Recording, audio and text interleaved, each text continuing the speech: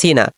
ভারতের প্রধানমন্ত্রী নরেন্দ্র মোদীর আমন্ত্রণে 21শে জুন 2 দিনের রাষ্ট্র সফরে ভারতে নয়াদিল্লিতে যান প্রধানমন্ত্রী শেখ হাসিনা।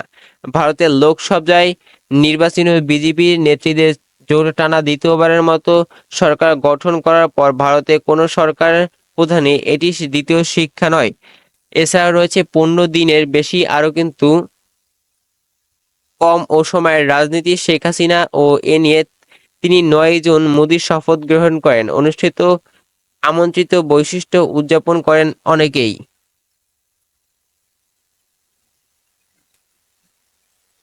আওয়ামী লীগের মিছিলে ছুরি হাতে যুবকের ভিডিও ভাইরাল। অনলাইনে একটি মিছিলে ভিডিও ভাইরাল হয়েছে। মিছিলের ছুরিতে হাতে সেই যুবক ভাই আজ পুলিশের হাতে গ্রেফতারের পর এখানে কিছু ছবি সংগ্রহ করা হয়েছে। আমরা সেগুলো পরে দেখব, আগে মূলত আমরা নিউজটা জেনে নিচ্ছি।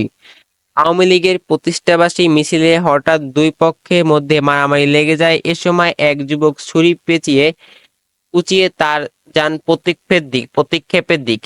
গত রোববার বিকালে চট্টগ্রাম নগরে আন্দরকিল্লা মোড় এলাকায় এই ঘটনা ঘটে।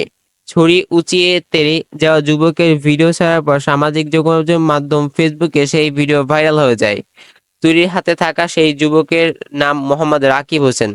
রাকিব হোসেন পাঁচলাইশ থানাধীন মুরাদি এলাকায় আওয়ামী লীগের নেতা পরিচালক মোহাম্মদ ফিরোজ নামের ব্যক্তির অনুসরণী হিসেবে পরিচিত। গত রোববার নগর আওয়ামী লীগের উদ্যোক্তা দলের প্রতিষ্ঠাবার্ষিকী মিছিল বের হওয়ায় লাধিগা মাঠ থেকে মারিতে লিপ্ত হয়ে দুটি পক্ষ মিছিলে যোগ দেয়।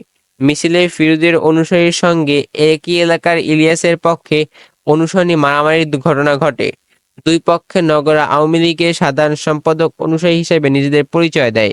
পুলিশ ও নেতাদের হস্তক্ষেপে আনন্দকিল্লা এলাকায় মারামারি থামানো হয়।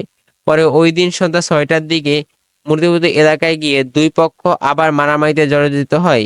এ সময় মক্কা হোটেল নামের একটি রেস্তোরাঁয় ভাঙচুর করা হয়। এ ঘটনায় কয়েকজন আহত হয়েছে।